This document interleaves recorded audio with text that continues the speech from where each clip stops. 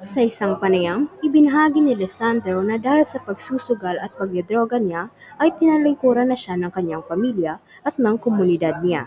Sinasabing mahirap makawala lalo na kung nasimulan na at nasanay na siya sa pagbibisyo. Motive ko eh.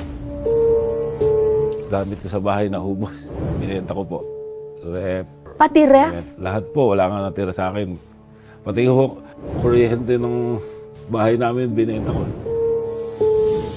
Nung mangyari yun, pinalayas na ako sa amin. Tinuring na akong patay ng pamilya ko. 100,000 hawak ko kay Father Flavio, nasa bag ko yun. Tinakbo mo yung pera ng pare. Nagtago ko, natakot ako sa kanya.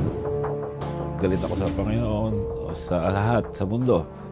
Dahil iniwan nila ako eh. Para bang ang tingin ko, nag-iisa na lang ako. Dagdag pa niya na sa kabila ng mga napagdaanan niya ay mas pinili niyang magbago at magsimula muli.